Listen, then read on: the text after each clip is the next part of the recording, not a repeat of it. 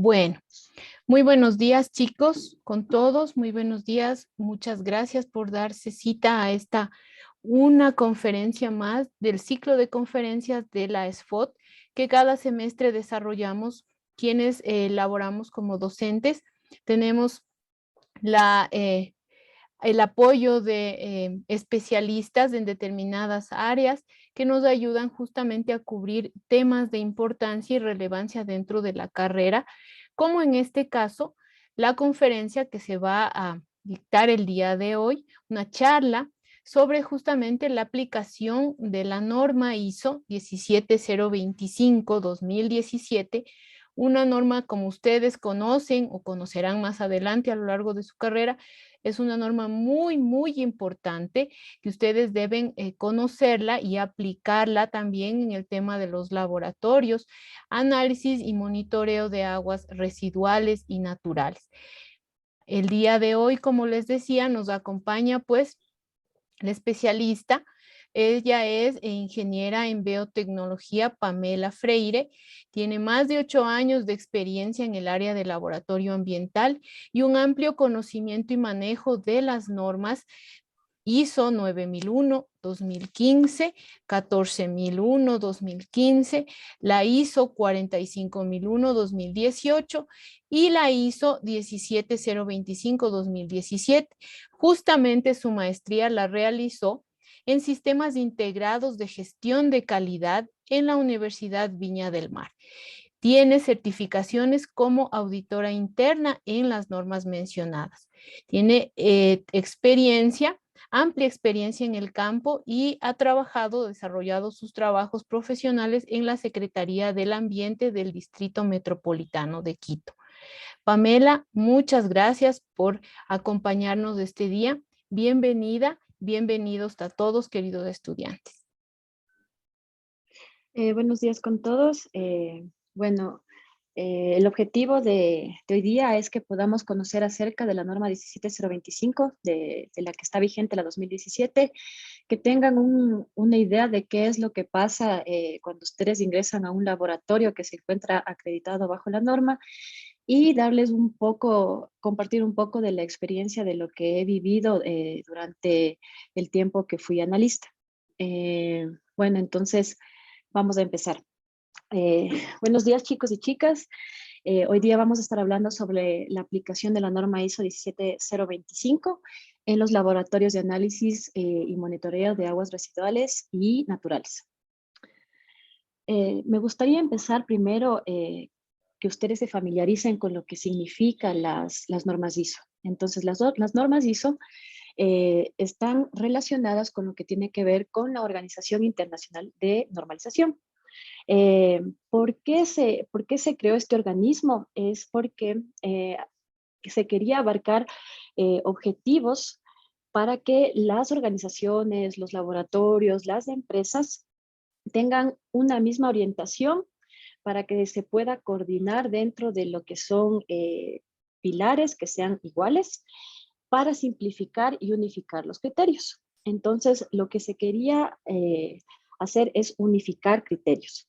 Dentro de las normas que ustedes van a encontrarse cuando salgan a trabajar o a realizar sus pasantías, existen varias. De hecho, son muchísimas, existen muchísimas normas, dentro de las cuales ustedes van a tener un poco de, ¿cómo se puede decir?, de conocimiento, o las que van a tener que ustedes leer cuando entren a una empresa. Estas son la ISO 9001, que es la de gestión de calidad, la ISO 14001, que es la gestión de la norma de gestión de medio ambiente, y la ISO 45001, que tiene que ver con la parte de gestión de seguridad y salud en el trabajo.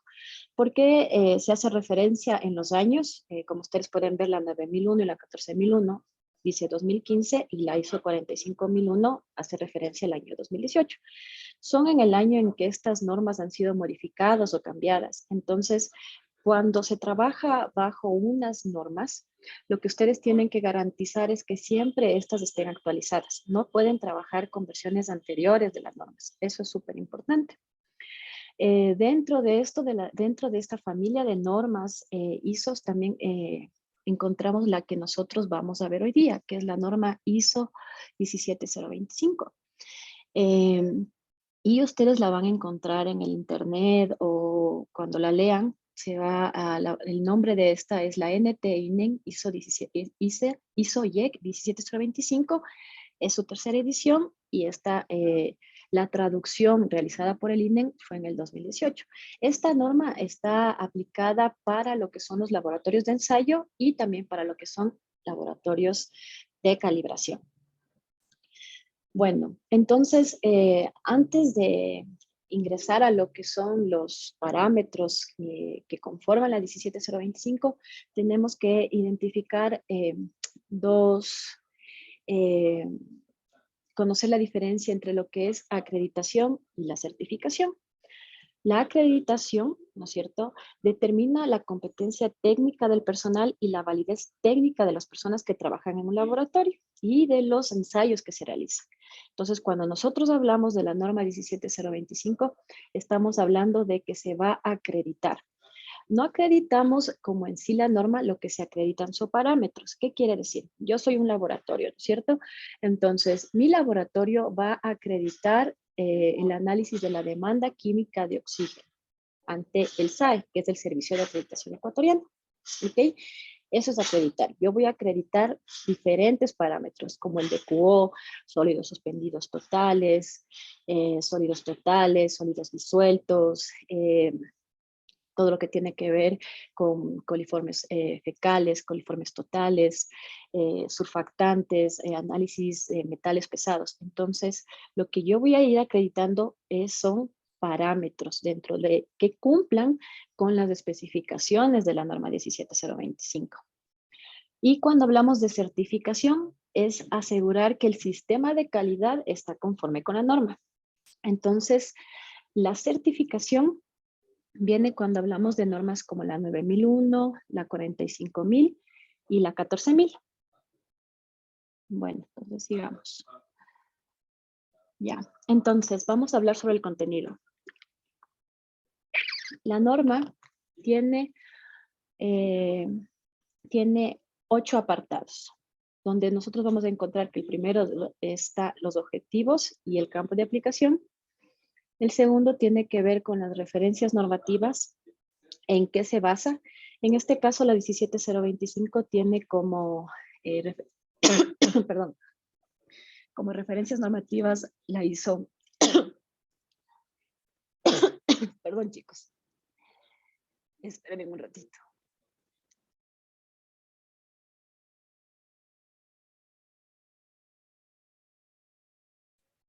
Un momentito mientras Pamela se recupera.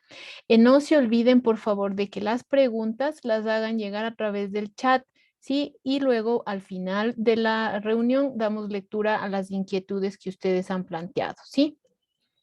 Estemos, por favor, atentos para ir colocando sus inquietudes en el chat de la sesión.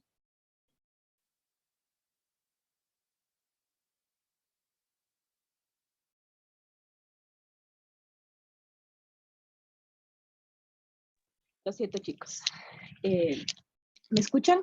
¿Alguien me puede dar feedback? ¿Me escuchan? Sí. Gracias. Perdón, Sí. me tardé un poco. Perdón. Listo. Entonces, continuemos. Vamos a tener, dentro de la norma, vamos a tener diferentes contenidos. Dentro de estos, vamos a encontrar 8 requisitos. Como ya les había explicado, dentro de estos está el objeto y el campo de aplicación y las normas de referencia. La norma 17025 no se encuentra, digamos así, una norma suelta o sola, sino que se basa en otras normas. Dentro de estas podemos encontrar nosotros la ISO 9001, tenemos ahora también lo que es la ISO 17000, que es la norma en la que nosotros vamos a encontrar las directrices para formar la 17025 y también vamos a encontrar una norma anexa, que es la norma ISO 31000, que tiene que ver con lo que son los riesgos que tiene que ver ahora el laboratorio. Esto es algo nuevo, es algo que se está aplicando en todos los laboratorios Y es tan importante porque los riesgos tienen que ver qué es lo que puede suceder al laboratorio, qué impacto va a tener y si es que esto sucede, qué tan negativo eh, va a ser la situación para el laboratorio. Entonces, esto es lo nuevo que se ha incorporado, pensar en el laboratorio como un proceso y analizar los riesgos de cada uno de estos procesos. Bueno, eh, después de esto tenemos que en el apartado 3 de la norma tenemos términos y definiciones como qué es laboratorio, qué es validación, qué es la regla de decisión que ustedes pueden encontrar.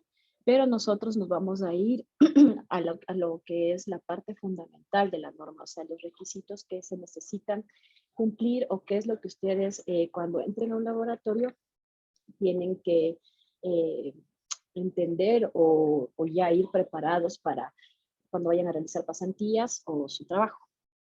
Entonces, este es un esquema de cómo está estructurada en sí la norma ISO 17025. Entonces, tenemos que, para que los resultados sean válidos, tienen que cumplirse apartados específicos. Tenemos el apartado número 4, que tiene que ver con la imparcialidad y confiabilidad. Tenemos la parte de la estructura, de cómo se encuentra, ¿no es cierto?, conformada la organización. Tenemos el apartado 6, que tiene que ver con recursos, cuáles los equipos, el personal, reactivos. En el apartado 7 ya tiene que ver, es la parte es la parte técnica. ¿Qué quiere decir esto? Entra lo que es la validación, muestreo, los informes, el cálculo de la incertidumbre, cómo elaborar un informe de resultados, de qué está compuesto el informe, qué hacer cuando se presente una desviación. Eso se trata, de esto es lo que contiene el apartado número 7. Y cuando ya hablamos del 8, esto tiene ya que ver mucho con la parte de la gestión de calidad.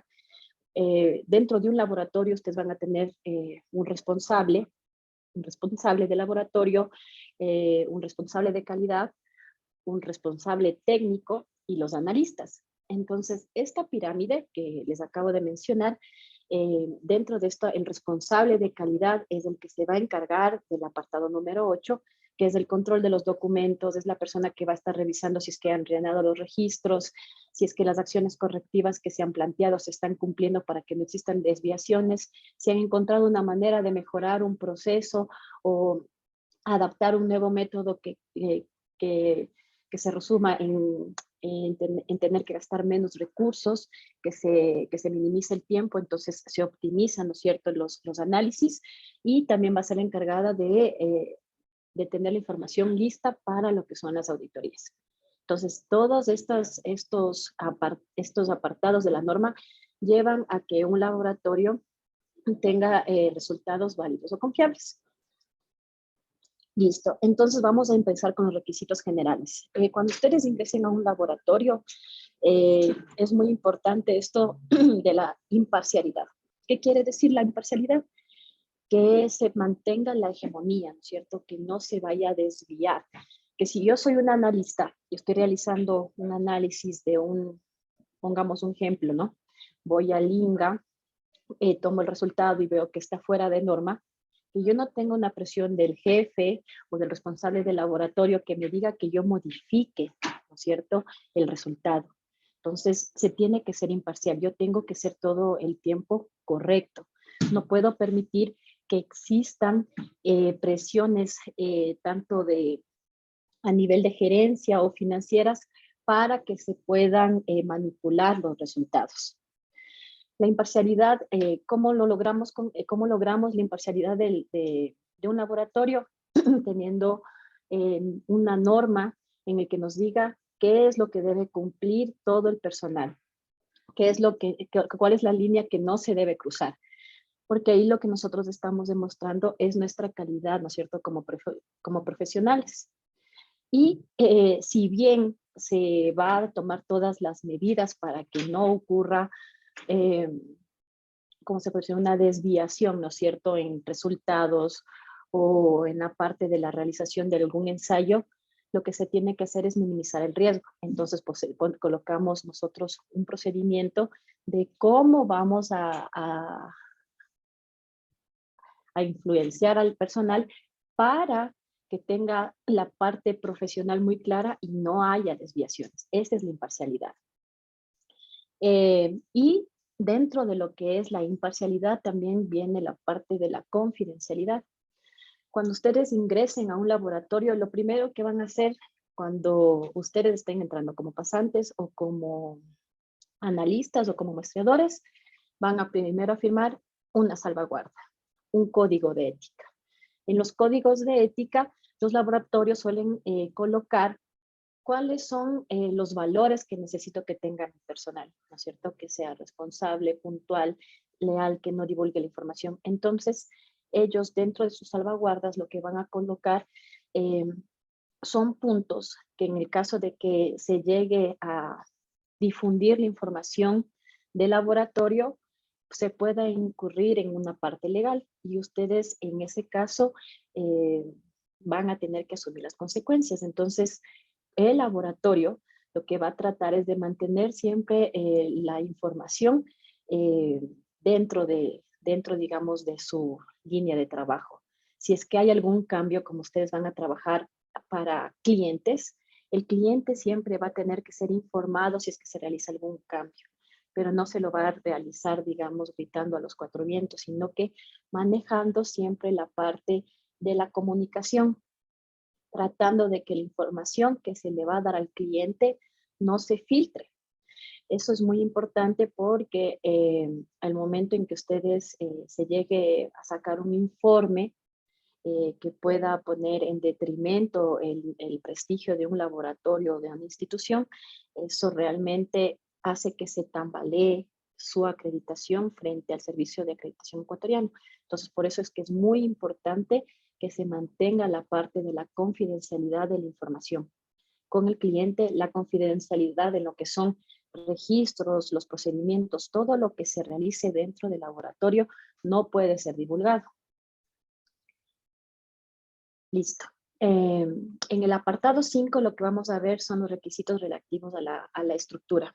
¿Qué es lo que debe tener mi laboratorio o mi organización para que funcione, ¿no es cierto?, como un proceso engranado? Primero se tiene que declarar, ¿no es cierto?, la actividad. Si yo voy a abrir un laboratorio de análisis ambiental, lo que yo tengo que primero declarar es mi actividad. Soy un laboratorio que va a realizar los análisis en aguas residuales, aguas naturales, análisis de suelos, análisis de aire y ambiente. Entonces, ustedes tienen que declarar bien cuál es el contexto de su organización, cuáles son los límites donde ustedes van a trabajar. Si ustedes se salen de eso, estarían incumpliendo dentro de la norma, porque solo podrían brindar servicios a terceros siempre y cuando su actividad esté declarada. Otra cosa importante es establecer la estructura del laboratorio. Siempre tener una estructura de laboratorio bastante sólida o conformada nos ayuda a poder identificar cuáles son las responsabilidades, ¿no es cierto? Siempre van a hablar de la alta gerencia, del personal de calidad, del personal de los analistas. Entonces, cuando nosotros tenemos una estructura que se encuentra definida, podemos también establecer cuáles son las responsabilidades, las actividades y los procesos de cada persona. Y lo más importante también es que se declare las actividades que son in situ y fuera, ¿no es cierto?, que se realizan, digamos, en el campo. Entonces, eso es también muy importante que se llegue a determinar cuándo se establezca la empresa o cuando la organización declara en lo que está trabajando. Otra cosa que se va a evaluar mucho es que el laboratorio debe tener un personal que tenga conocimiento acerca de las normas, que tenga conocimiento acerca de lo que son los análisis, de lo que es el muestreo. Entonces, Generalmente, ustedes cuando vayan a concursar o cuando vayan a un proceso de selección, las personas van a tener ya un perfil del analista o del analista de laboratorio, del analista de muestreo que necesita cumplir. Y si es que vamos a empezar desde cero, decimos, bueno, que tenga la parte del conocimiento de la formación universitaria y después lo que hacemos es reforzar, ¿no es cierto?, el conocimiento de esta norma mediante cursos. Lo que quiero que entiendan es que cuando se hace un curso de la norma 17025, generalmente toma 2 días conocer la norma. Después de esos 2 días, nosotros tenemos que hacer un curso de estadística, un curso de validación, un curso de análisis de la incertidumbre, de control de calidad, porque son varios aspectos técnicos lo que componen esta norma.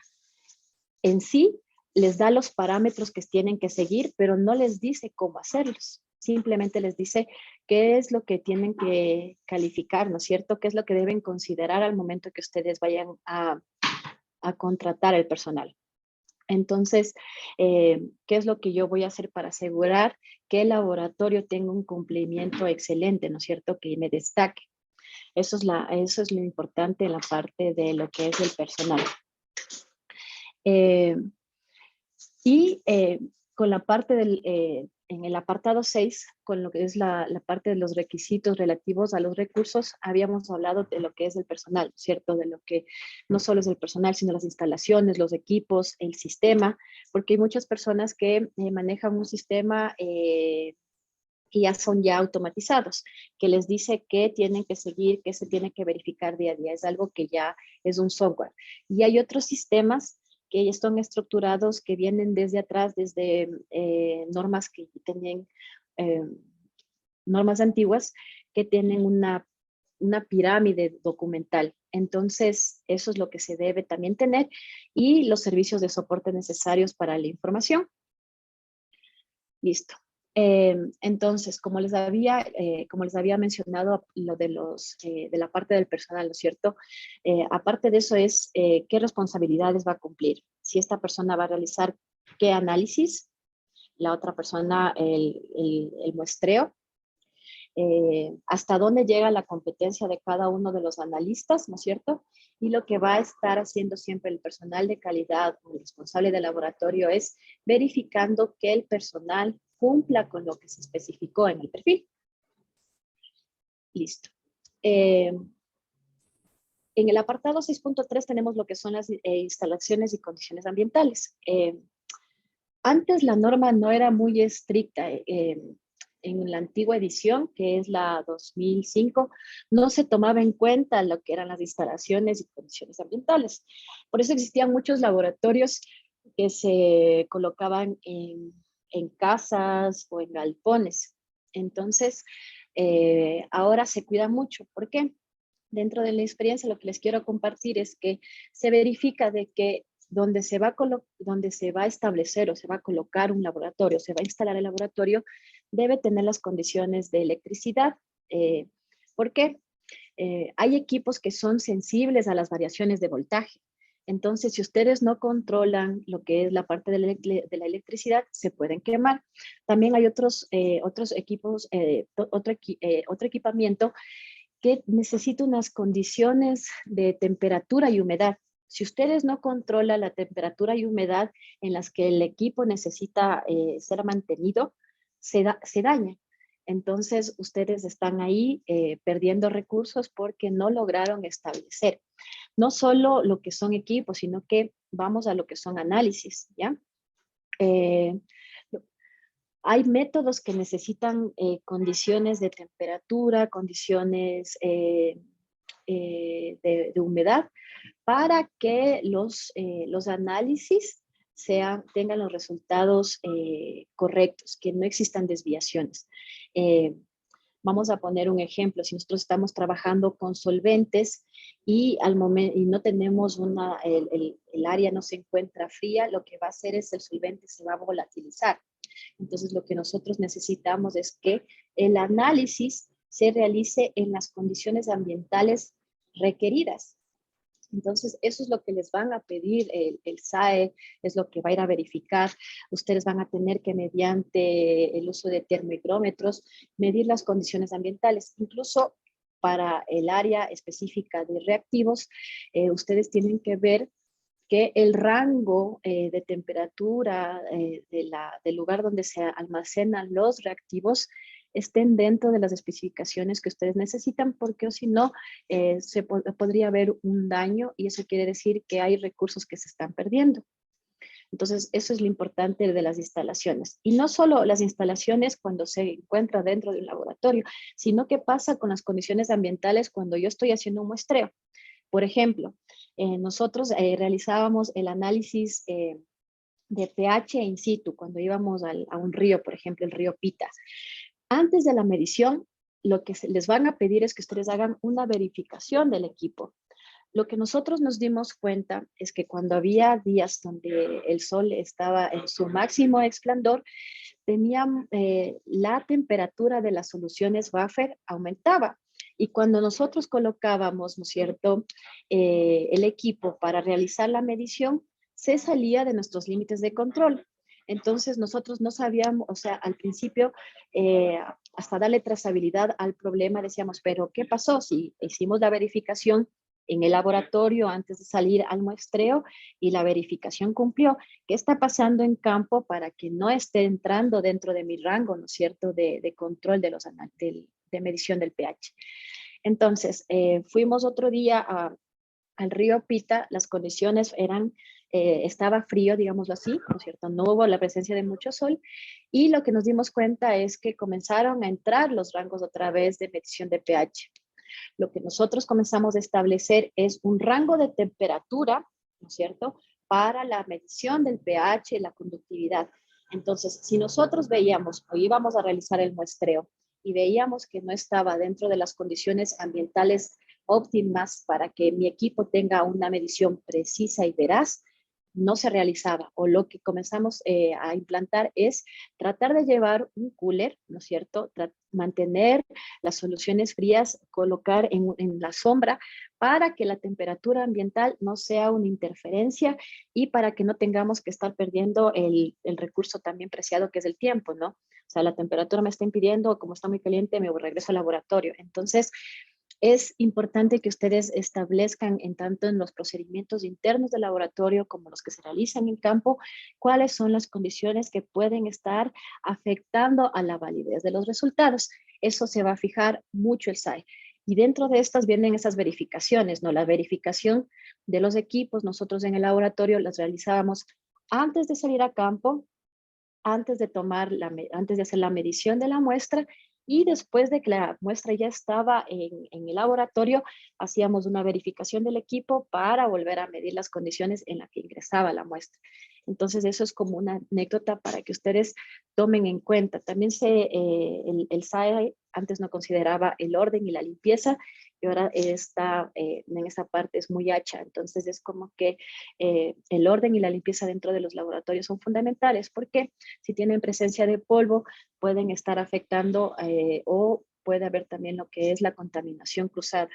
Entonces, eso también ustedes tienen que buscar la manera de eliminar y buscar un espacio que sea limpio. Las balanzas no pueden estar en una mesa que se mueva, debe estar en una mesa fija, porque si es que tiene una variación, es una mesa que no está fija, lo que va a comenzar a existir son fluctuaciones de las mediciones. Eso, cuán importante es cuando estamos haciendo un análisis de sólidos suspendidos totales. Nosotros lo que necesitamos es pesar el filtro, ¿no es cierto? El filtro solo y después el filtro cuando ya se realizó el análisis de sólidos suspendidos. Imagínense la variabilidad que van a tener en los resultados si ustedes colocan la balanza en una mesa que no está estable o cerca de una ventana, donde va a tener las fluctuaciones por la entrada de una corriente de aire. Entonces, eso más o menos para que ustedes tengan una idea de la importancia del control de las condiciones ambientales. El equipamiento. Dentro de lo que es el equipamiento, cuando ustedes están dentro de un laboratorio y establecen, por ejemplo, vamos a empezar, no es importante que ustedes crezcan con un laboratorio grande, sino que vayan con una línea de qué es lo que ustedes quieren ofrecerle a su cliente. Entonces, si yo quiero hacer un análisis de demanda química de oxígeno, que es un análisis que va porque va en lo que es el análisis de aguas residuales o aguas naturales, ¿qué equipamiento necesito? A ver, voy a necesitar comprar un espectrofotómetro, un termorreactor, una termocupla para verificar el termorreactor, soluciones patrón para calibrar mi equipo, porque cuando ustedes ya están trabajando a nivel de laboratorio, con laboratorios acreditados, no se pueden utilizar las curvas del equipo. Ustedes realizan la calibración mediante diluciones.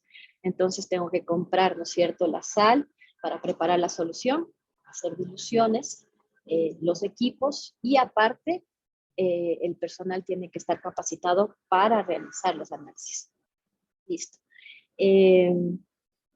También lo que hay que considerar son los consumibles, aparatos auxiliares. ¿Qué sucede si se me daña un equipo? Tengo un feedback, ¿qué es lo que voy a hacer? Entonces, todas esas consideraciones, el material volumétrico, generalmente ahí es donde se presenta muchos problemas con la contaminación cruzada. En el laboratorio, lo que nosotros solíamos hacer para evitar ese problema era separar el material. Separar el material que va a ser utilizado para los análisis de metales pesados, porque si es que hay cualquier tipo de contaminación, como los análisis se cuantifican a nivel traza, lo que van a hacer es que simplemente los resultados no sean precisos y veraces y estamos poniendo en juego, ¿no es cierto?, nuestra confiabilidad como laboratorio. Si no es posible realizar un proceso de separación de material, ¿qué es lo que hago si tengo recursos limitados? Establecemos un proceso de lavado, ¿no es cierto? Entonces, vamos a lavar de tal manera el material volumétrico que independientemente de los métodos en los que vayan a ser utilizados, no se vaya a presentar ningún tipo de interferencia. Eso con la parte del equipamiento. Otra cosa importante es qué pasa con los equipos que están fuera de control, ¿no es cierto?, de nuestro control. ¿Qué quiere decir eso? Va más hacia la parte de lo que es cuando vamos a realizar una calibración. Un laboratorio que se está acreditando bajo la 17025, sus equipos y su material volumétrico tiene que ser calibrado por un laboratorio que esté acreditado bajo la norma 17025. Si ustedes no cumplen eso, el SAE lo va a tomar como una no conformidad o quizás un comentario si es que son un laboratorio nuevo. ¿Por qué? Porque la norma es clara, les está diciendo que ustedes deben controlar que sus clientes, sus proveedores externos, ya sea de material, de la parte de calibración, ellos tienen que cumplir con los requisitos de la norma 17025. En el caso de que yo subcontrate un ensayo, ¿qué quiere decir? Estoy empezando y me están pidiendo que el análisis de DQO quieren que esté dentro de un rango de 20 ppm a 100 ppm. Pero yo me acredité de 200 a 500 y yo no le puedo proporcionar al cliente ese análisis, solo ese análisis, pero los otros sí. Entonces yo subcontrato, ¿no es cierto? Voy a otro laboratorio al que yo le voy a pedir y le voy a solicitar que me dé realizando el análisis dentro del rango que me está solicitando el cliente.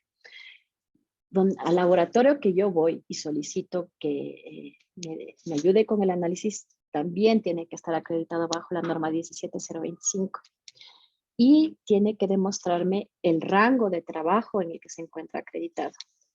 Entonces, eso es muy importante. Cuando ustedes están brindando un servicio, la manera de asegurar su confiabilidad, digamos así como laboratorio, es darle trazabilidad a todos los elementos que conforman, digamos, el proceso en el laboratorio. Cuando ustedes tengan los equipos, ustedes van a salir, ustedes que son especialistas en lo que son muestreo, siempre es importante que ustedes establezcan un procedimiento de manipulación, transporte de un equipo.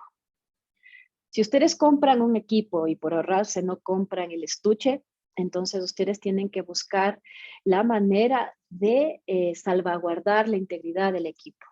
Si no compro el estuche, entonces, ¿qué es lo que voy a hacer? Me voy a armar un procedimiento en el que tengo que decir en qué mochila lo voy a llevar, en qué condiciones, qué es lo que no se puede realizar, ¿no es cierto? Que no se pueda, que no se golpee, que no esté en directo el equipo expuesto directamente al sol, porque pueden existir deterioros de los equipos. Y los equipos de laboratorio son extremadamente caros, entonces hay que tener mucho cuidado con eso. Ahora, como hablábamos de las verificaciones, me permiten un ratito. Ya. Hay que verificar los equipos. Por eso es que yo les hablaba, les contaba este ejemplo de que nosotros verificábamos el equipo antes de que salga, antes de la medición y a lo que regresaba. Entonces, perdón, es importante porque, perdónenme.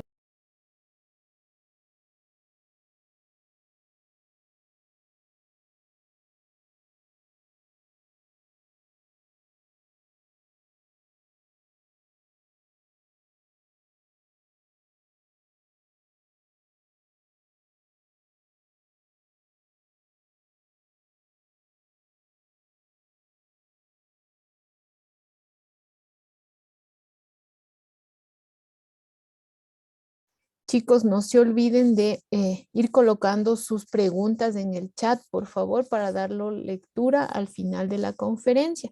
¿Sí? Ya, perdón chicos. Entonces, la manera en cómo ustedes traten los equipos tiene que estar especificados en un procedimiento que ustedes tienen que seguir para salvaguardar la integridad de todo lo que tiene que ver. Ahora, las verificaciones son importantes porque ustedes van a tener que demostrarle al SAE que han tenido los cuidados necesarios para, por ejemplo, cuando ustedes lleguen al laboratorio, vamos al proceso de entrega de la muestra y la muestra ingresa, se va a quedar en una refrigeradora. Generalmente, la mayoría de los análisis se necesita que la muestra esté preservada entre 4 grados centígrados más 2, más menos 2, ¿no es cierto? Entre 2 y 6.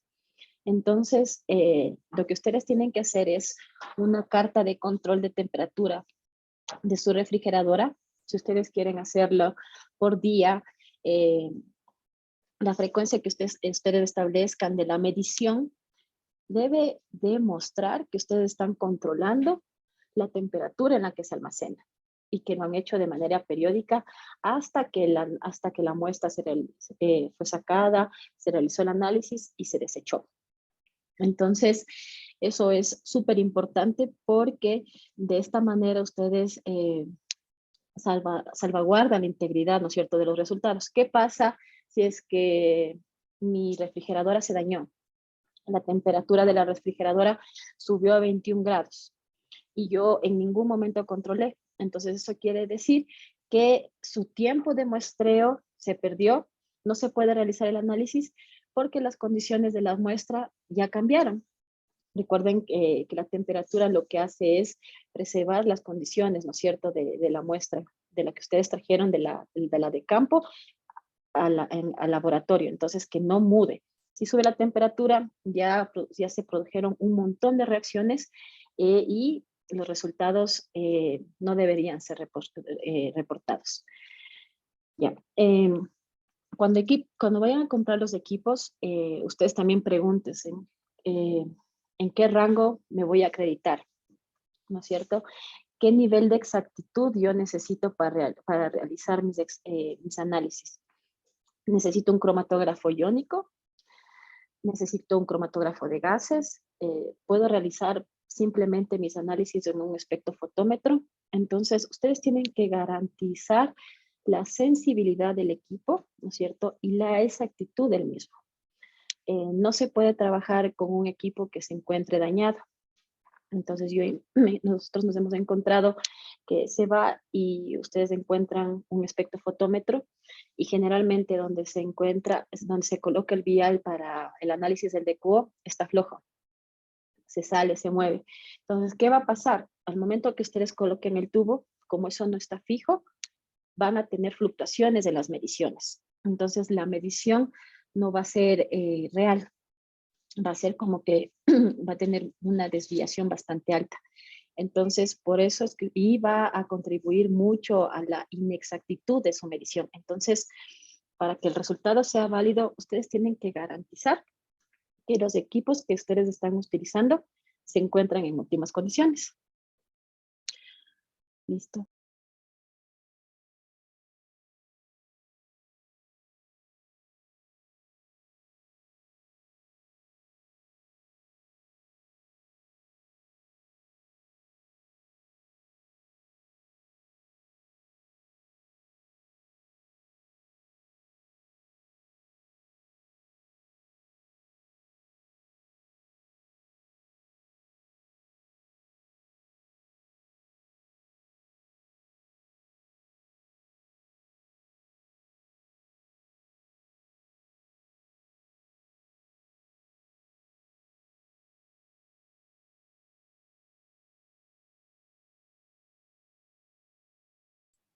Pamela, no sé si se te apagó el micrófono, pero no te estamos escuchando. Ay, perdón, ¿ahí me escuchan? Sí, ¿Sí? sí, ahí sí. Ya, ya. Entonces, bueno, lo que les decía es que es importante que los equipos de medición ya, listo ahí, ¿me escuchan? Ya, listo. No sé si es que ahí me quedé, no sé hasta dónde me escucharon, Pati. En la anterior a esta, ¿Ahí? no, no, no, la siguiente, ¿Está? perdón, entonces esta, ahí estabas terminando Ya, esta ya. listo. Entonces, ya, lo que quería conversar en esta parte de aquí es que es importante que ustedes establezcan unas etiquetas para sus equipos, donde coloquen la serie, qué tipo de balanza es, la fecha de la calibración, del mantenimiento, porque eso va a establecer de que el equipo ha tenido un cuidado y les va a ayudar y les va a ayudar a tener una idea de cuándo es el siguiente mantenimiento, de cuándo van a tener que realizar la siguiente calibración. Y es algo que les va a pedir el SAE, que todos sus equipos se encuentren bien etiquetados, que digan que están en uso, que no tienen ningún problema y que en el caso de que vamos a partir de una balanza. Las balanzas tienen pesitas, patrones, y ustedes lo que hacen es antes de realizar de pesar algo en la balanza,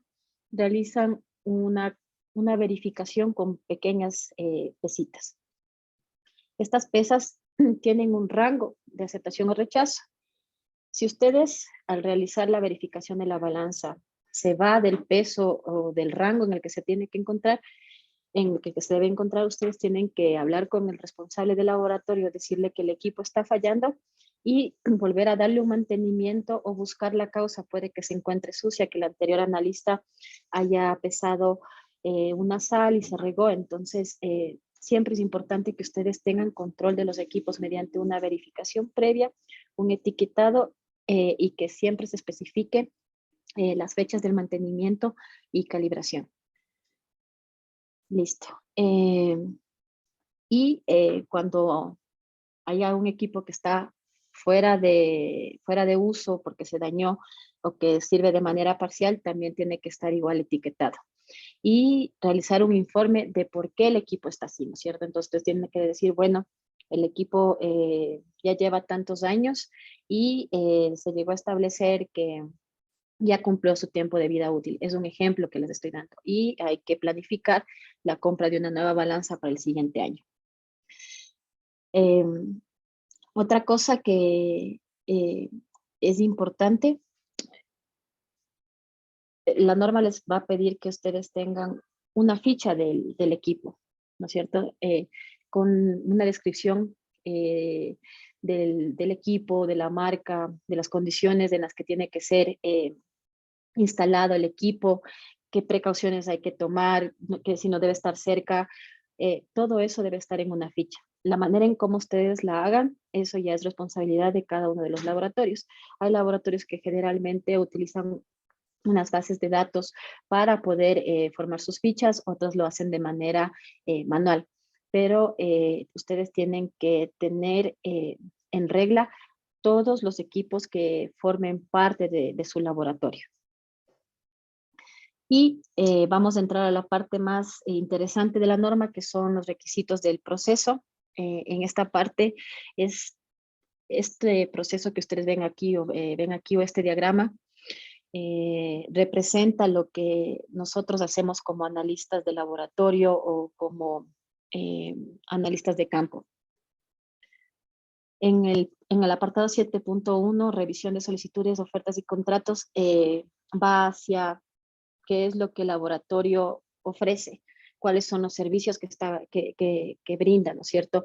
Cuáles son los análisis en los que se encuentra acreditado, cuál es su rango de trabajo, cuál es su incertidumbre, qué método ha utilizado. Entonces, vamos acá. Esto saqué un ejemplo de un servicio externo de análisis de agua, donde ustedes pueden ver que el laboratorio enumera sus parámetros, establece las unidades de medida en las que va a reportar sus datos, también indica los métodos de análisis y su límite de detección. Aparte del límite de detección, también se debería identificar la incertidumbre del método. Eso es bastante importante, pero les pongo como un ejemplo. Y cuando ustedes van a validar un método, lo que tienen que establecer es en qué me voy a basar, cuál va a ser mi fuente teórica. Si voy a realizar ensayos analíticos, pues voy a basar en el Standard Methods, voy a ir a las normas APA, voy a desarrollar yo el proceso de análisis y lo voy a validar. O en el caso de muestreo, voy a tomar como fuente las normas técnicas ecuatorianas. Esto es muy importante porque, como una anécdota, en una auditoría, me estaban auditando la demanda química de oxígeno. Entonces, yo hablaba que como fuente bibliográfica había tomado el Standard Methods.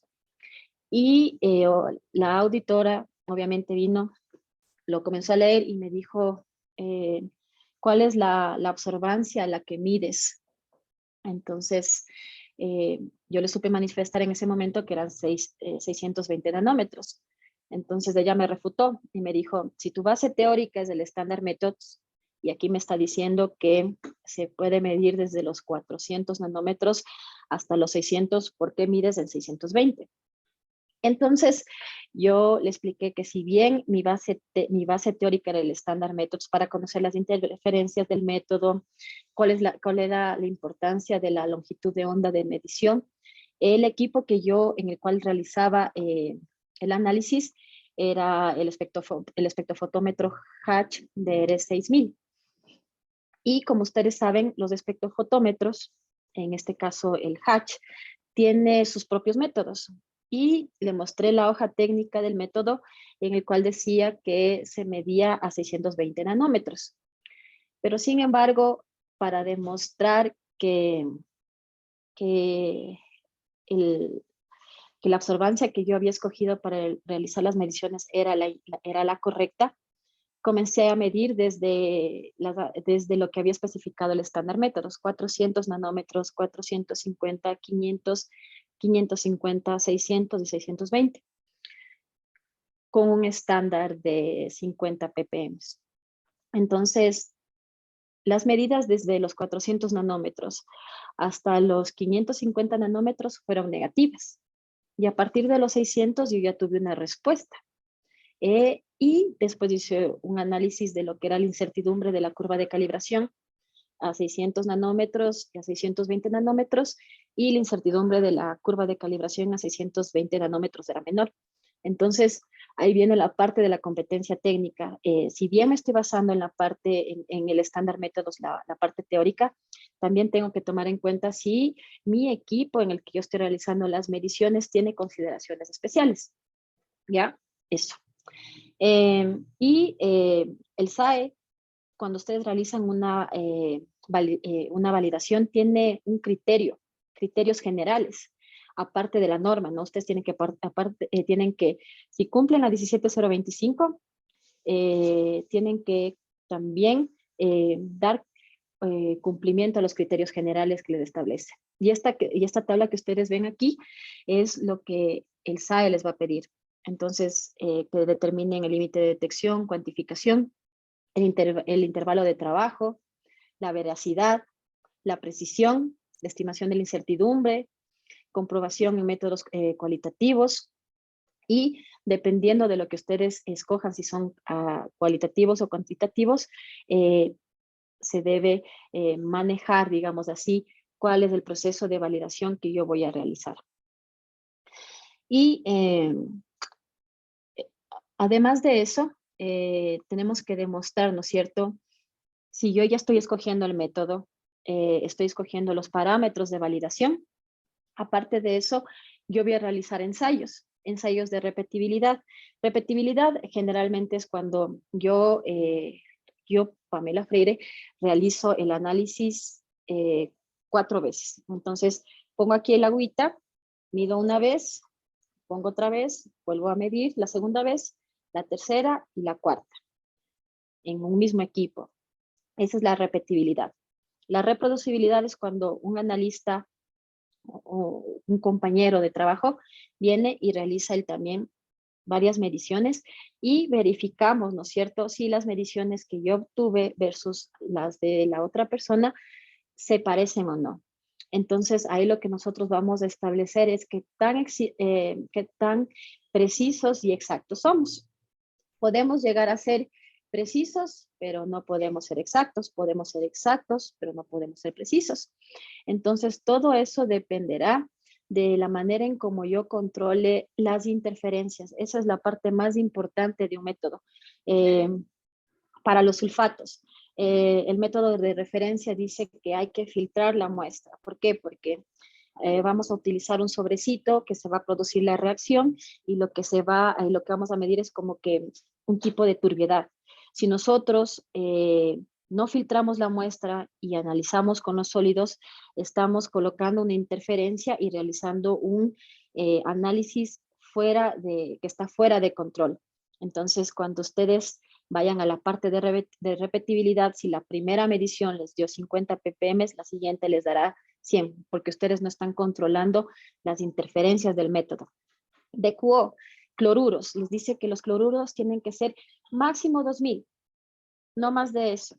Si se pasan de los 2000 ppm los cloruros, estos también reaccionan y les van a dar una concentración más alta de la DQO. Entonces, todo este tipo de cosas tenemos que aprender a leer cuáles son las interferencias de los métodos, cuáles son las condiciones ambientales en las que se tienen que realizar. Todos los equipos que yo voy a utilizar, balones, pipetas, balanzas, estufas, termorreactores, todo tiene que estar calibrado, todo tiene que estar dentro de lo especificado para que yo en el momento que valide no me lleve ninguna sorpresa. Tengo que verificar, por ejemplo, en la demanda química de oxígeno. Ustedes saben que se realiza una reacción química a 150 grados centígrados por 2 horas. Entonces, yo tengo que verificar que mi termorreactor, ¿no es cierto?, con una termocupla, esté la temperatura. Les dice 150 más menos 2. ¿Qué quiere decir eso? Que el punto o el lugar donde yo voy a colocar el vial debe estar entre 148 a 152, ni más ni menos. Tampoco puedo quitarle tiempo de reacción. Son 2 horas, son 2 horas. ¿Ok? Entonces, eso es lo importante para que ustedes puedan tener un proceso de validación que no sea complejo. Es leer el método, conocerle, tratar las interferencias y una vez que se tratan las interferencias, yo valido. Bueno, aquí tienen una gráfica de lo que estaba explicando, ¿no? la repetibilidad siempre va a ser, yo voy a comparar mis valores versus a la media. Y la reproducibilidad voy a ver cómo estos van variando, ¿no es cierto? Entonces, eso es muy importante. ¿Qué análisis estadístico se utiliza en esto? El ANOVA. Es muy importante que manejemos la parte estadística para poder determinar si es que nuestros datos se encuentran, ¿no es cierto? Son repetibles, son reproducibles y no tienen diferencias significativas. Eso es súper importante. Ya, y como otro paso importante es el muestreo. Cuando ustedes se pongan en su laboratorio o salgan a trabajar, van a tener que establecer un plan y un método de muestreo. Nosotros como Secretaría de Ambiente teníamos ya reconocidos los puntos donde se iban a tomar las muestras, estaban georreferenciados y lo que se realizaba era una frecuencia con la que se iba a realizar el muestreo en los diferentes ríos de Quito. Eso es súper importante porque les permite darle trazabilidad y saber las variaciones que va teniendo ese punto donde ustedes van a tomar la muestra, ¿no es cierto? O pongámoslo un poco más complicado. Trabajan para la Secretaría de Ambiente o para el Ministerio de Ambiente y están haciendo la inspección a una empresa. Y ustedes comienzan a dar seguimiento a la planta de tratamiento, todo chévere, y se dan cuenta de que algo no cuadra, que los tiempos de retención están muy forzados, que ven que al lado de la planta de tratamiento quisieron colocar otra operación unitaria, de que es una empresa que está trabajando, pongámoslo así, tinturación o está en algún proceso y la planta no está funcionando. Y ustedes ahí ya tienen un clic, ¿no es cierto? Algo está pasando y encuentran una descarga ilegal. Entonces, cuán importante es saber qué hacer en esos momentos, qué condiciones debe tener ese lugar de muestreo, ¿no es cierto? Entonces, aquí en este punto donde se está realizando una descarga ilegal, yo la voy a georreferenciar porque necesito demostrar que en este punto se está realizando la descarga a un río y se está afectando a la comunidad. Se hace un informe y ustedes van a poderle demostrar a las personas qué es lo que está sucediendo. Entonces, los planes de muestreo, los métodos, tienen que ser súper detallados y ustedes no se pueden saltar ningún paso. Tienen que cumplirlos. Y siempre tienen que también establecer la parte estadística, ¿no? ¿Cuántas muestras voy a tomar? La muestra que voy a tomar es puntual. Voy a hacer una muestra compuesta. Entonces, todo depende, ¿no es cierto?, ya del criterio del analista y ese criterio tiene que estar documentado. En la norma 17025, ustedes tienen que documentar absolutamente todo para poder demostrar su capacidad técnica en todos los que son en todo el proceso que se cumple dentro de un laboratorio. Esto ya hablamos también. Y bueno, ¿por qué es importante el muestreo antes de terminar? Como una anécdota, les quiero comentar, nosotros estábamos validando el método de sólidos suspenidos totales con una compañera de su facultad. Entonces, nosotros como laboratorio no teníamos validado el muestreo. No era un requisito que se solicitaba antes en la norma de la 2005. Entonces, cuando quisimos validar con una de sus compañeras, nuestro personal, digamos, de muestreo, o nuestros compañeros, traían las botellitas y nosotros lo que queríamos ver es cuál era la concentración de sólidos de la botella A, B y C. Para poder validar nosotros, necesitábamos que la diferencia de los resultados entre las botellas no sea significativo. Entonces, cuando nosotros empezamos la validación, nos dimos cuenta que la botella A tenía 200 ppm de sólidos, la B tenía 500 y la C tenía 100. Eh, es ahí cuando nosotros nos dimos cuenta la importancia de validar el muestreo, de controlar el proceso, ¿no es cierto? Cómo yo voy a tomar la muestra, cómo voy a distribuir la muestra en las botellas 1, 2 y 3. Entonces, eso nos sirvió para darnos cuenta de que el muestreo tenía un impacto directo en los análisis de los resultados. Entonces, obviamente después vino la parte del SAE, que también lo incorporó dentro de los requisitos para que los laboratorios se acrediten en muestreo. Y, y eso nos ayudó a nosotros a mejorar nuestra precisión en los análisis. Cuando ya logramos establecer cómo se iba a realizar el proceso de la toma de muestra, eh, y llegamos al laboratorio y analizamos los sólidos, nos dimos cuenta que la botella A tenía 20 ppm, la botella 2 tenía 21, la botella 3 tenía 19. Entonces los valores estaban cercanos, lo cual nos ayudó a nosotros a poder realizar nuestra validación. Entonces el muestreo y el análisis van de la mano, son súper importantes. Si yo tengo un buen muestreo, quiere decir que la incertidumbre va a ser menor, por lo cual mi análisis va a tener también, la incertidumbre de mi análisis también va a ser menor, porque yo estoy garantizando, ¿no es cierto?, que la manera en cómo estoy tomando la muestra, primero está considerando todo, o sea, es homogénea. Eso es súper importante y les cuento como una anécdota para que ustedes consideren, porque generalmente eh, hemos visto que se mete la botella, ya, botella 1, se coloca así en el río, botella 2, botella 3. Entonces, no, ustedes siempre tienen que buscar la manera en que su proceso sea siempre homogéneo. Y eso les va a ayudar a minimizar los errores y las incertidumbres en los análisis. Ahora también existen controles de calidad del muestreo. Ustedes deben establecer qué controles de calidad van a realizar, cómo ustedes garantizan que el proceso de muestreo que ustedes están realizando de toma de muestra es el adecuado para el laboratorio. Y bueno, este es un tema un poco engorroso, complicado para muchos, es la incertidumbre. La incertidumbre quiere decir, eh, mi valor verdadero se encuentra dentro de un rango, ¿ya? La incertidumbre es, yo tengo un rango y sé que dentro de este rango está fluctuando mi valor verdadero.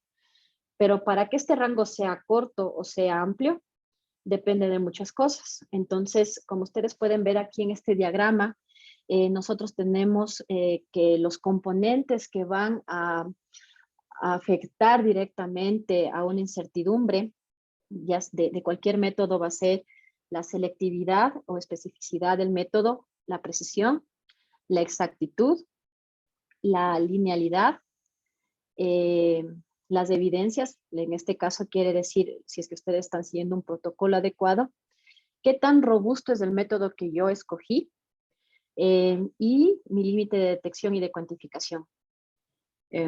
Entonces, es muy importante de que si es que ustedes quieren una incertidumbre que sea baja, ustedes deben controlar todo el proceso que ya vimos antes, ¿no es cierto? Todos los materiales calibrados, el analista debe tener la experiencia o ganar la experticia para realizar el análisis, y eso va a garantizar que yo cometa menos errores a la hora de validar.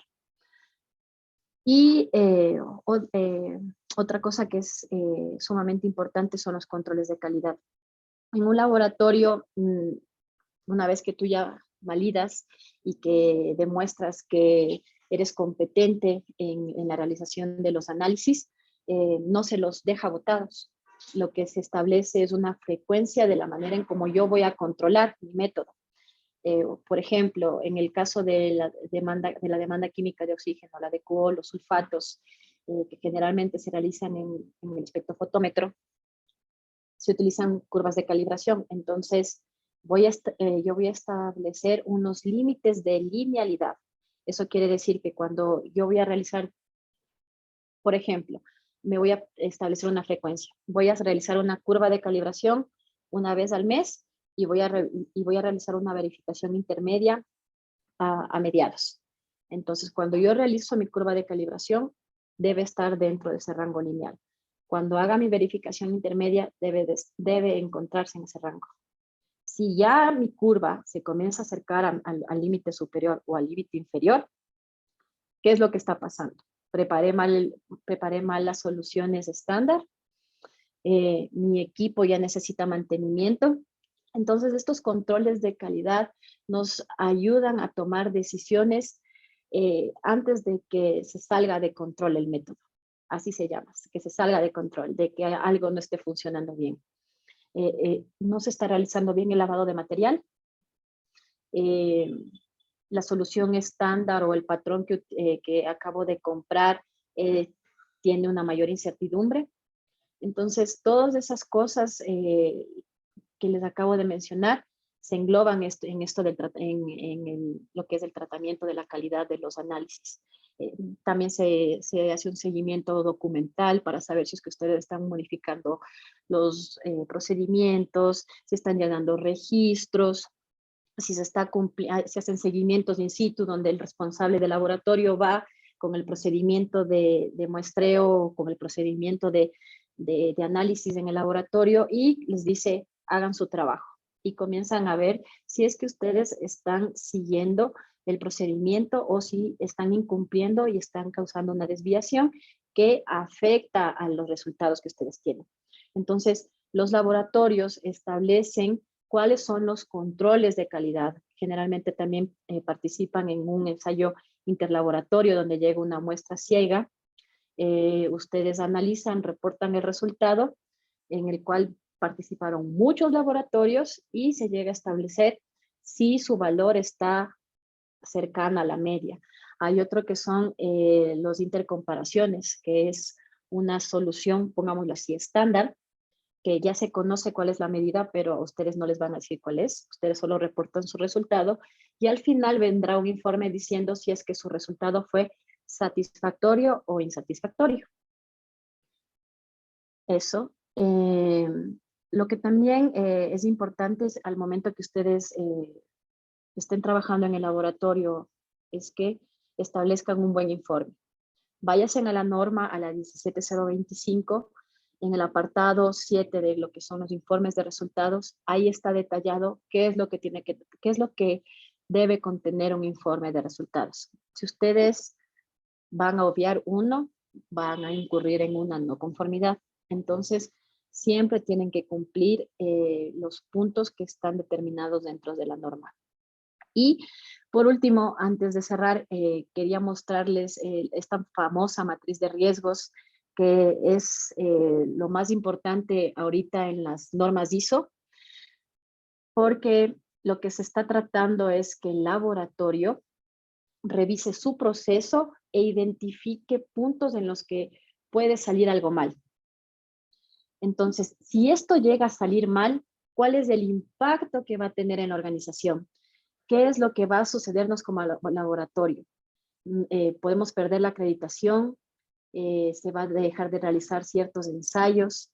Entonces, el análisis de riesgos es una norma que está tomada en cuenta en las ISO 9001, en la 14000, en la 45000, y esta norma es la 31010, donde les da la guía para que ustedes puedan establecer cuáles son los riesgos. Por ejemplo, en el método de sólidos suspendidos, ¿qué pasa si es que al momento en que yo estoy realizando el análisis, llegó solo una muestra y yo solo preparé y tareé un filtro y pasó un despiste mío y ese filtro se me cayó al suelo?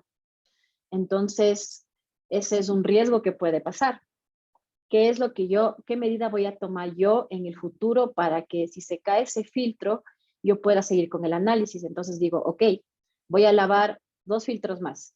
Entonces voy a tener un backup para, en el caso de que si sucede algo, yo pueda seguir con el análisis, porque como ustedes saben, es lavar el filtro, dejar en la estufa una hora dejar que se seque otra media hora. Entonces es un tiempo que ustedes pierden. Si ustedes solo prepararon un filtro y no consideraron que podía pasar algo, ya perdieron toda la mañana. Eso es como un ejemplo. Ahora, ¿qué pasa si yo no compro reactivos? Si yo trabajo en una institución, en una institución pública y no tengo recursos, ¿qué voy a hacer yo si el Estado no me da los recursos que yo necesito para realizar estas actividades? ¿Qué acción voy a tomar como laboratorio para que no se pare, para que no afecte a la calidad de los análisis, para que no afecte a mi acreditación y para que yo pueda cumplir con mis estándares de calidad? Eso es, chicos, una breve explicación de lo que es la 17025, porque realmente los cursos de esta norma toman 2 días para validación, para cálculo de incertidumbre, para análisis estadístico, son otros cursos. Entonces ustedes tienen que especializarse en diferentes áreas para poder llegar a cumplir los requisitos de la norma 17025. Para mí ha sido un gusto estar con ustedes. Disculpen un poco las interferencias que hemos tenido. Y eso, cualquier pregunta que ustedes tengan, estoy abierta a contestarlas y espero que les sirva esta charla. Pame, muchísimas gracias una vez más. Y sí, justamente tenemos algunas inquietudes que han planteado los estudiantes. Una de ellas dice, por ejemplo, ¿cuántos análisis de repetibilidad son necesarios para tener un nivel de confianza alto? Ya, bueno, a ver, generalmente todo va a depender de los recursos que tú tengas, ¿ya? El análisis de ANOVA mínimo son 3 días, 4 repeticiones. Entonces, es 4 por 3, 12. Eso es lo mínimo que debe cumplir, digamos, un laboratorio para establecer que sus datos, digamos, son un poco representativos porque son más de 10. Nosotros generalmente en el laboratorio trabajamos en una ANOVA 4x4 o 5x5.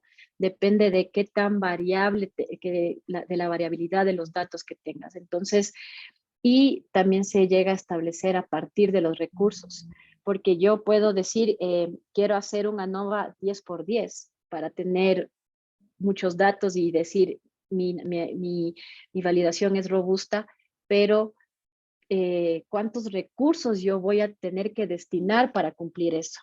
Entonces, todo depende de los recursos del laboratorio y generalmente cuando tú haces una validación, tomas diferentes puntos de concentraciones. Entonces, por ejemplo, para el DQO, cuando yo les hablaba de un rango de trabajo, digamos, me voy a acreditar de 50 ppm a 1500. Entonces, ese es mi rango de trabajo. Pero eso no quiere decir que yo voy a tener que validar en 50, 60, 70, 80, 90, 100 hasta llegar al 1500, sino que yo digo 500, voy a empezar en 50, después voy a hacer una ANOVA en 70, el otro voy a hacer en 150, el otro en 300 ppm, el otro en 500 y así hasta llegar al 1500. Entonces, generalmente los datos mínimos que tú necesitas son el 4x3. Eso es como que lo mínimo para los recursos y todo lo demás. Después, dependiendo del número de analistas que tengas, de la cantidad de reactivos y del tiempo que le quieras destinar a la validación, pueden ser más. No Ok, hay un límite. ok, Pame. Otra pregunta también nos dice aquí, y dice, bueno, también nos indican sobre cuáles son los análisis, nos dice, cuáles serían los principales parámetros de análisis que un laboratorio de agua potable de una dirección municipal tendría que validar bajo esta norma para que el laboratorio pueda ser certificado, es lo que nos pregunta David. Eh, a ver, para acreditarse, ya, municipalidad, ya. Ustedes saben que existe una norma, ¿no es cierto?, para agua potable, Ujú. ¿ya? Entonces, depende los parámetros que tú quieras, es que todo va a depender del laboratorio. Ustedes pueden ir ante el SAE y pueden acreditarse, por ejemplo, en DQO, en sólidos suspendidos totales, en lo que tiene que ver en la parte de microbiología con lo que es coliformes fecales, coliformes totales, pero dependerá mucho de los parámetros críticos que considere, digamos, el laboratorio. En el caso nosotros de la Secretaría de Ambiente, si bien también teníamos una normativa que cumplir, no estábamos acreditados en todos los parámetros de la norma, porque estar acreditados en todos esos significa recursos, personal y equipamiento. Entonces nosotros abarcamos métodos que están dentro del índice de calidad del agua, ¿no es cierto? Teníamos el DQO, teníamos sólidos, aceites y grasas, surfactantes. Entonces, ahí, en ese caso, ellos deberían establecer, por ejemplo, eh, cuáles son los parámetros que llegarían, qué es lo que pasa, si es que un parámetro de la norma se sale, ¿qué afectación tiene a la salud? No sé, el arsénico, por ejemplo, eso de ley debería ir de cajón en la validación. El DQO, sólidos, ustedes también creo que tienen la parte de color, turbidez, no lo sé. Eso ya lo llega a establecer el laboratorio dependiendo de lo que quiere cumplir, los recursos y el personal que tiene. Entonces, no, el SAE no te va a decir, por ejemplo, porque eres de tal municipio, tienes que cumplir todos. No, o sea, tú te presentas con los análisis que tú hayas decidido como laboratorio eh, acreditar. Y aparte de la acreditación, debes tomar en cuenta el costo posacreditación, que es mantener los controles de calidad. Eso también va a incurrir en gastos extras. Eh, la participación en interlaboratorios, auditorías internas, auditorías externas. Entonces, todo eso se tiene que tomar en cuenta. Si el laboratorio tiene los recursos para acreditarse todos, bien, pero si de lo contrario, yo miraría la norma y vería qué es lo que pasa si es que eh, tal, eh, pongámoslo así, componente se sale de control, qué afectación tendría. Y partiría de eso para ver cuáles son los más importantes a validar. Ok, Pame, muchas gracias. ¿Alguien tiene alguna otra pregunta adicional que pueda plantearla directamente? Ya no por el chat, chicos. Inge, Pati, buenos días, disculpe la interrupción. Tal vez podría preguntar algo más, por favor. Claro, claro que sí. Pame, ¿estás de Sí, sí, acuerdo? sí, Sí, sí, buenos días. yo estoy abierta a todas las preguntas. Buenos días, Buenos días, chicos. ingeniera. Sí, lo que pasa es que yo hice esa pregunta porque yo voy a entrar a trabajar en la dirección municipal de aquí de La Tacunga, porque yo soy de aquí. Ujú, Entonces, el punto es que esta dirección ya se quiere hacer una empresa como LEMAPS, como es en el distrito. Para ujú, ello, están buscando una financiación por parte del Banco de Desarrollo del Ecuador y ellos les han pedido que hagan un listado o que analicen cuáles serían los parámetros que se deberían validar, porque ellos les obligan a la dirección a que el laboratorio esté certificado bajo la 17025 para darles el financiamiento. Entonces, el punto es ujú, que tampoco es que haya mucho presupuesto para este laboratorio, porque también están haciendo una planta de tratamiento de agua residual aquí, y ese ujú. laboratorio también debe estar acreditado. Entonces, era por eso mi pregunta, porque estábamos haciendo un análisis y validar todos los procesos está muy caro, entonces por eso era como que, ¿qué sería? Porque el banco también mandó una, una persona Ya. o sea, que vea todo esto, entonces cómo está el laboratorio y todo eso. Entonces, por eso era mi pregunta, porque si no, el banco no va a financiar. O sea, por ejemplo, a ver, ¿qué podría ser crítico? Es que depende.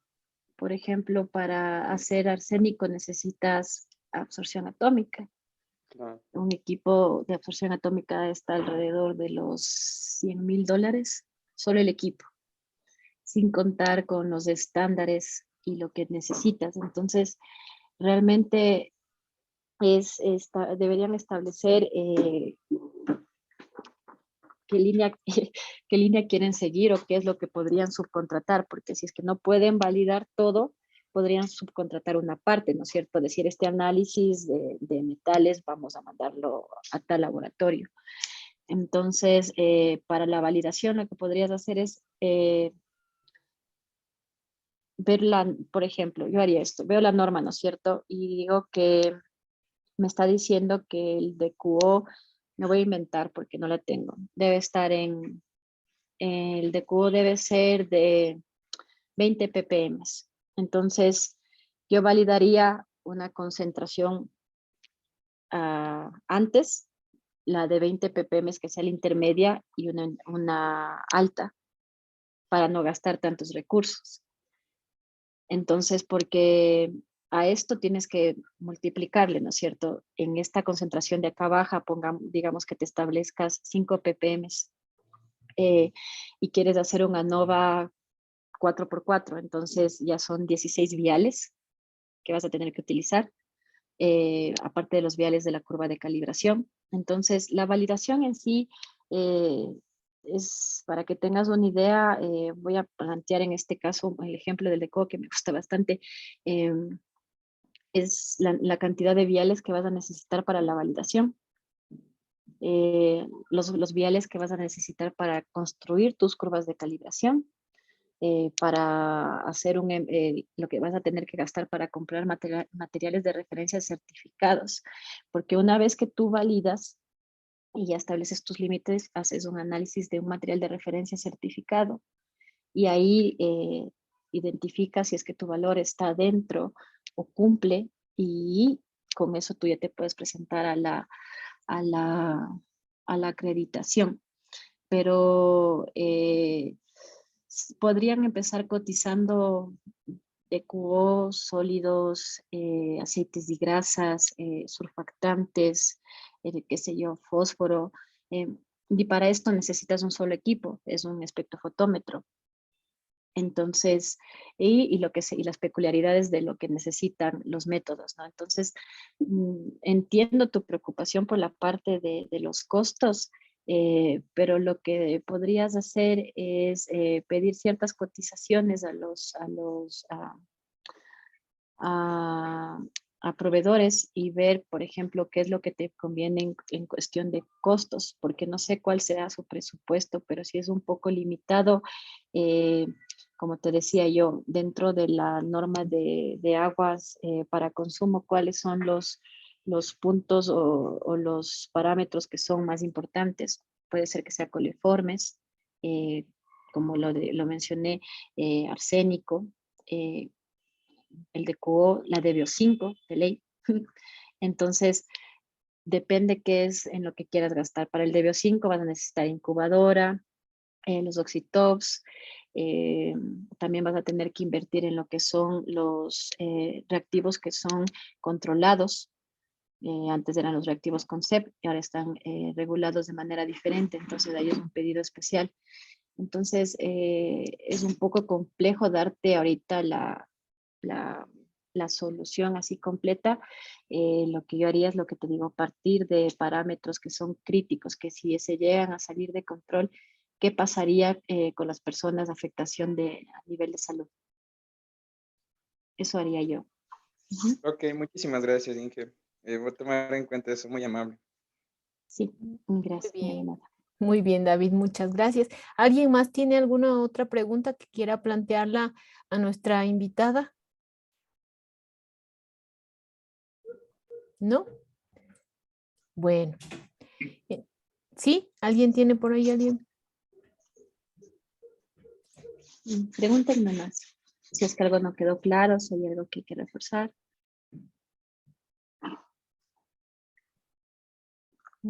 Ya no. Anímense un poquito más. Una pregunta más. Unas 2, 3. Disculpa, Pame. Sí, no, tranquilo. ¿No? Está bien. A ver, ¿Me escuchan? alguien. Sí, a ver. Sí, sí, sí. Quería saber para hacer los análisis que usted hace, ¿qué software utilizan o cuál recomendaría? ¿Cómo para qué análisis? Me puedes explicar un poquito mejor la Para pregunta? hacer el análisis de ANOVA, por ejemplo. Ah, ya, a ver, para el ANOVA,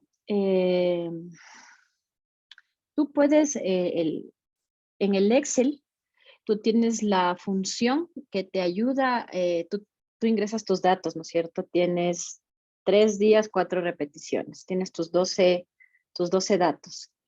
Los seleccionas y en el Excel tienes la función para que te calcule la ANOVA, ¿ya? Entonces eso es un cálculo que hace solito el software. De ahí existe una guía de validación, ¿ya? Donde te especifica cuáles son los cálculos que tú quieres hacer que debes realizar para la ANOVA, ¿ya? Entonces este es un ANOVA manual, donde tú determinas, por ejemplo, el valor promedio, si es que existe diferencia dentro de grupos, entre grupos, son ya otras fórmulas. No te podría decir si es que existe un software.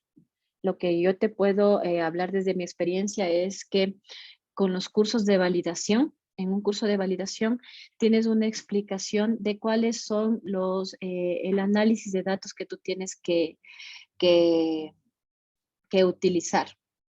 Eso básicamente.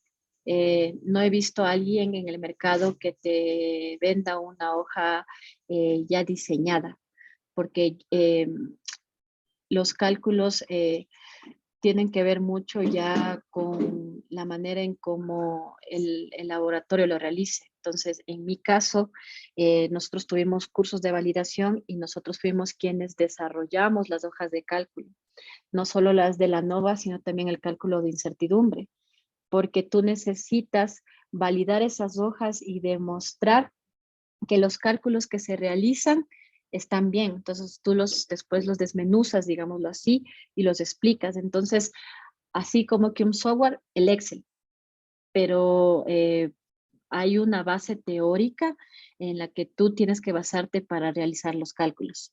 Eso está dentro de lo que son las normas o las guías de validación. Ok, clarísimo. Muchas gracias, Pame. ¿Alguien más tiene alguna otra pregunta? Jonathan levantó la mano. Tal vez. Hola, ¿cómo estás, Jonathan? Buenas tardes, Inge, ¿cómo está?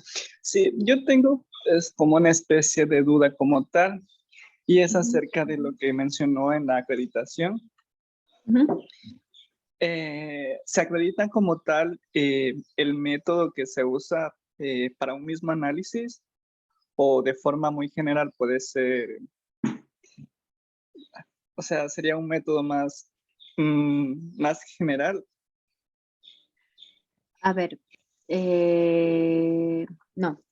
Cuando tú te acreditas un parámetro, ¿no es cierto? Digamos, en este caso va a ser la demanda química de oxígeno. La demanda química de oxígeno está basado en un método que se encuentra en el Standard Methods, ¿no es cierto? Como base teórica, y también puede ser el método que te da el equipo en el que vas a realizar el análisis, como podría ser, por ejemplo, el Hatch. Entonces, tú lo que vas a ir acreditando son diferentes parámetros, ¿sí? Que van a tener una base teórica, ya sea en una norma técnica, norma internacional, depende en lo que tú te quieras basar. Por eso es que no entiendo mucho cómo de manera general, para yo poder profundizar en mi respuesta, cómo de manera general me puedes explicar. Mm, O sea, a ver, usted dice que el análisis, o sea, es como más específico según el parámetro. Ajá, pero por ejemplo, ese mismo parámetro lo puedo analizar por uno que otro método. Ah, ya te entendí. Ajá. Depende, por ejemplo, depende aquí tiene mucho que ver el servicio que tú quieras quieras dar, ¿no es cierto?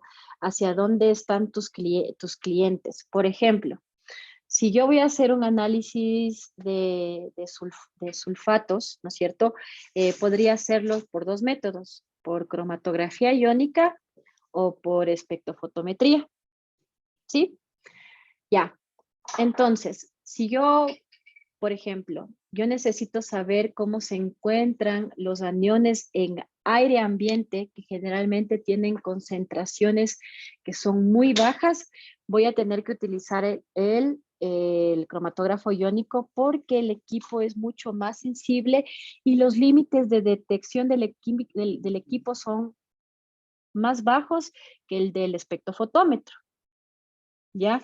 Entonces, si yo voy a hacer un análisis de sulfatos en aguas residuales, donde vamos a tener una concentración sobre los 1000 ppm, entonces yo puedo hacer un análisis en un espectrofotómetro porque mi concentración es alta y no necesito alcanzar un límite de detección bajo. Entonces, en ese caso yo me iría, ¿no es cierto? Si voy a hacer en aguas residuales, me iría por el espectrofotómetro porque la concentración es alta y no necesito que me llegue a límites bajos. Entonces, todo depende de las concentraciones que tú quieras medir, ¿no es cierto? Si es que si mi equipo es para agua potable, voy a necesitar equipos que sean más sensibles. Si es que mis equipos son para aguas naturales y aguas residuales, entonces necesitaré un equipo que no sea tan sensible. Todo depende de los límites que tú quieras establecerte como laboratorio, tu rango de trabajo. Si tu rango de trabajo está sobre los ppbs, entonces hay equipos que son todavía mucho más sensibles que un cromatógrafo iónico. Hay algunos que ya te dan hasta el peso del elemento, ¿no? Entonces, depende hacia qué tipo de concentraciones tú quieras determinar tu rango de trabajo. Voy a trabajar en un rango más sensible porque mi cliente va a ser también para aire ambiente o mis clientes van a ser más para aguas naturales, aguas residuales, entonces no necesito un equipo que tenga, que alcance límites de detección tan bajos o también límites de cuantificación bajos. Todo depende de eso, de tu rango de trabajo. No sé si es que ahí ya quedó un poco más claro. Sí, ahí ya, o sea, es más específico, o sea, sería más específico decir que sería según, como dijo usted, el rango de trabajo que tenga y qué parámetro en sí vaya a analizar, dependiendo del tipo de sensibilidad que yo requiera que me arroje ese parámetro, considerando sí, la importancia que tiene. Depende mucho de tu matriz. Entonces, hay diferentes normas para aguas naturales, para aguas residuales, como para agua potable. Entonces, ahí tú vas a tener que determinar qué equipo te va a ayudar a alcanzar ese límite de detección, ese límite de cuantificación más bajo. Entonces, por ejemplo, si el DQO para agua potable, no sé, no recuerdo los rangos, pero en aguas naturales o residuales está sobre los 300 ppm, 500 ppm. Entonces, en ese caso no tiene sentido, ¿no? O los sulfatos, si voy a analizar sulfatos por cromatografía iónica, va a ser en una matriz de aire porque sé que las concentraciones en aire son pequeñas. Pero si voy a medir sulfatos en aguas naturales o en aguas residuales, las concentraciones son elevadas, entonces tranquilamente yo podría utilizar un espectrofotómetro para el análisis. Todo depende de tu matriz y de cuál es la medición que tú quieres alcanzar. No sé si ahí ya fui un poquito más clara o si hay Sí, algo ya. más que... No, sí, ahí ya, ya entendí. Gracias. Chévere. Ok, muchas gracias, Pam. David tiene levantada la mano, no sé si tiene otra pregunta o era en relación Sí. a la anterior. Sí, profe, era una preguntita más. Usted, ingeniera, para uno poder ejercer como auditor en esta norma, en la 17025, aparte de tener los estudios universitarios, solo se requiere de hacer un curso en base a esta norma, o sea, un curso que enseñe todas las pautas de esto y se Verás, podría trabajar en esto, ¿o cómo sería? ya, para ser auditor, ya. Eh, a ver, si tú estás dentro de una empresa, ¿no es cierto? Necesitas el curso de la norma 17025, eso va de cajón. Necesitas tener conocimientos de validación, cálculo de la incertidumbre, metrología, porque tiene que ver con lo que son las calibraciones de los equipos, la trazabilidad, los periodos de calibración que deben tener tus equipos en el laboratorio. Eh, debes tener un conocimiento de la norma 19.011, que es de auditorías internas, donde te da un conocimiento de qué es, de cómo plantear una auditoría interna en un laboratorio, ¿ya? Generalmente, si es que quieres dedicarte a esto, el SAE tiene dentro de su página donde te puedes inscribir para poder ser experto técnico. Y para ser experto técnico debes tener ya cierta experiencia en el conocimiento de los análisis, haber validado, haber participado en procesos de auditorías, o sea, que te hayan auditado. Eh, puedes comenzar a formarte primero, no puedes dar el salto como digamos de analista a auditor, sino que hay pasos. Primero eres un oyente donde no intervienes directamente en la auditoría, sino que eres el apoyo del auditor líder. Entonces, para llegar a ser auditor líder en esta norma, eso tiene que acreditarte el SAE. Y eso es mediante, tú te inscribes, mandas tu hoja con tu experiencia y ellos lo que hacen es, te califican como experto técnico y comienzan a llamarte para que tú audites para que audites empresas o laboratorios u organizaciones en las cuales tú tienes, digamos, tú tienes un amplio conocimiento en lo que es el muestreo de aguas naturales, aguas residuales. Entonces el SAE, como tú ya ingresaste a la base de datos del SAE, el SAE te contacta para que vayas de experto técnico a una auditoría. Entonces tú vas y les auditas y vas ganando experiencia debes tener al menos creo que unas 10 auditorías como para ya escalar como auditor. Entonces, en esta norma es un poco más complejo el salto a ser auditor eh, externo porque necesitas la validación del SAE, eh, formarte, haber participado. Pero para ser auditor interno dentro de tu organización y tú elaborar las auditorías internas dentro de tu laboratorio, las normas, la 17025, validación, incertidumbre, estadística, metrología, y como auditor interno en la 17025, que está basada en la 19.011, que es auditorías internas. Ok, muchísimas gracias, Inge. Y, o sea, ¿esta norma solo ejerce para laboratorios que hacen estudios de calidad ambiental o sirve también para laboratorios que hacen otro tipo de análisis? Verás, esto es para lo que son laboratorios de análisis, ¿no es cierto? Y de calibración. Entonces, cuando hablamos, por ejemplo, de empresas como, a ver, vamos acá, Nestlé, ¿no es cierto? Que tiene otro tipo de procesos. Ellos tienen la ISO 9001, la 14.000, la 45.000 y una que es, y otra que tiene que ver con lo que es inocuidad alimentaria, que no recuerdo la norma.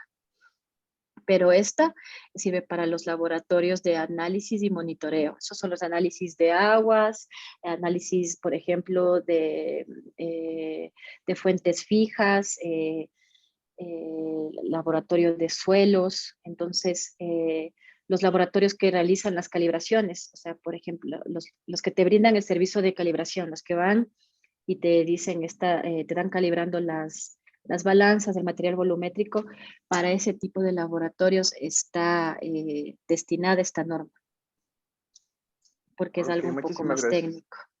Muchas gracias, Inge. Ya. Ok, ¿tenemos alguna otra pregunta adicional, chicos? Jonathan levantó la manito Jonathan. otra vez. A ver, Perdón, soy yo otra vez. no se No, preocupe. tranquilo. Feliz que me Sí. hagan preguntas. Gracias. Para el proceso de incertidumbre, perdón, para el análisis de incertidumbre, ¿este igual lo regimos por normativa o lo hacemos nosotros en base a bibliografía? Verás, es una mezcla.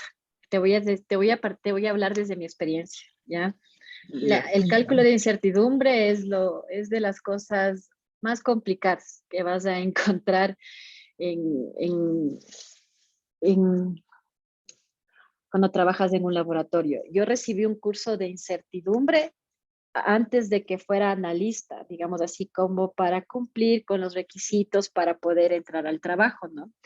Entonces, obviamente, vi qué es lo que era la incertidumbre, los cálculos de la incertidumbre estándar, bla, bla, bla, o sea, toda la parte teórica, ¿ya? Entonces, uno cree que con el curso ya sabía, hasta que yo llegué ya como analista y me dijeron, valide y calcule la incertidumbre. Entonces, si bien el curso me sirvió como una guía para saber por dónde debía ir, existen muchas guías. Una de estas es Laura Kemp. Hay otros, hay normas mexicanas, normas españolas, que te ayudan a guiarte para que realices el cálculo de la incertidumbre. Pero este cálculo es específico para cada método. Por ejemplo, en el caso del DQO, los componentes de incertidumbre serían las curvas de calibración. A ver, vamos desde lo básico. El material volumétrico, la solución estándar, la curva de calibración, el equipo. Después vendría la incertidumbre cuando haces de la ANOVA, porque sacas las desviaciones de repetibilidad y reproducibilidad. Esa también entra. Vienen otros componentes como la incertidumbre de la pipeta que utilizaste, no sé si es que mencioné la balanza con la que pesaste la solución estándar. Viene la incertidumbre, sacas la incertidumbre de la preparación de la solución estándar, y ahí vienen matemáticas donde utilizas derivadas. Entonces, es un poco complejo el análisis para la incertidumbre. Si vas para los sólidos, que es un método gravimétrico, entonces ahí tienes el aporte de incertidumbre de la balanza porque pesas, de la estufa porque tiene que estar seteada a una temperatura, viene el aporte de la pipeta con la que tomas la muestra, viene la incertidumbre otra vez de repetibilidad, de reproducibilidad, la veracidad. Entonces, cuando tú realizas un análisis, todo lo que utilices te va a aportar una incertidumbre. Por ejemplo, incluso el material volumétrico donde tú preparas la solución estándar, que es un balón, tiene que estar calibrado porque va a tener una incertidumbre que se va a sumar y que te va a colaborar, digamos así. Puede colaborarte en una medida que sea representativa y otras veces no. Entonces, depende de los métodos. Realmente no hay una fórmula que te pueda decir que puedas tú seguir para hacer un cálculo de todos. Hay algunos que se parecen, hay otros que no. Para el DBO5, la incertidumbre, ¿qué es lo que tomarías como la afectación directa? La incubadora debe estar calibrada, Entonces eso ya te va a dar la incertidumbre, porque te va a dar la incertidumbre a 20 grados centígrados, la incertidumbre de la solución madre que tú preparas con ácido glutámico y glucosa, el balón en el que preparaste, la pipeta con la que tomaste el inóculo, la repetibilidad y la reproducibilidad cuando hiciste los diferentes análisis, incluso cuando hay componentes que comienzan a aparecer a medida de que va avanzando los años, los conocimientos, la parte estadística, comienzan a pedirte, por ejemplo, cosas como empuje de aire de la balanza, que quiere decir que cuando tú colocas el balón y cierras la puerta de la balanza, ahí hay aire que le empuja o que ejerce un peso sobre el balón. Entonces tienes que saber si es que eso es significativo o no. Entonces, te doy varios ejemplos para que se pueda entender que no existe una guía que tú puedas seguir para el cálculo, sino que realmente en este mundo de los análisis siempre están saliendo papers, siempre están saliendo guías. Entonces, lo importante es revisarlas y ver en qué puedes mejorar. Pero para empezar, podría ser Leurakem, donde tienes las definiciones, tienes también las fórmulas, un poco de ejemplos de cómo establecer la incertidumbre para cierto método. Entonces, ahí tú comienzas a darte cuenta con los ejemplos cuáles son las consideraciones que debes tomar.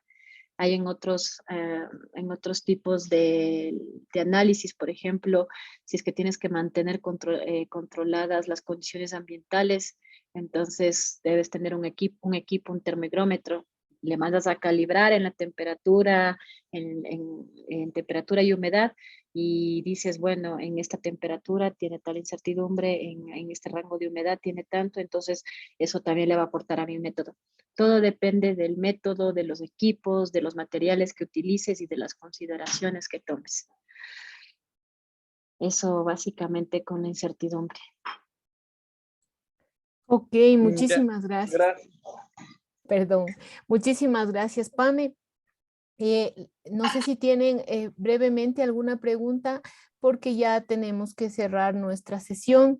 Han sido 2 horas muy, muy importantes, significativas, sobre todo para la formación de ustedes como estudiantes dentro de su perfil en su carrera, ¿no?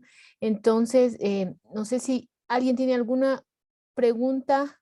Cristina. Sí, Cristina. Sí, buenas tardes. Mi pregunta es acerca de lo que mencionó como al principio, que la norma, la 17025, o sea, no trabaja sola, digamos. Nos mencionó que trabaja también con la 3100, me parece. ¿Por qué la norma no puede trabajar sola, digamos, o hacerse sola? Ok. A ver, cuando digo de que la norma no trabaja sola es porque entre la versión del 2005 y del 2017 hubieron varias modificaciones. Entonces, la 17.025 tiene la norma 17.000, donde tú tienes el glosario de todos los términos que necesitas conocer antes de leer la 17.025, ¿ya? También la 17.025 te va a mencionar la 9001, porque la 17.25 fue modificada a partir de que se modificó la 9001, porque la 9001 es como una norma base de la parte de la calidad. Entonces, cuando cambió la 9001, la 17.025 adoptó las características de la 9001, ¿ya? Entonces, en este caso, la 9001 estableció primero que se deberían manejar procesos. Entonces, porque antes se veía como que los análisis y el laboratorio como que algo muy suelto. Y la 9001 vino a establecer que todo está engranado y es un proceso, ¿ya? Entonces, ahí tú vas a ver que es el PHBA, planificar, hacer, verificar y actuar. Entonces, en eso se basa la 17025.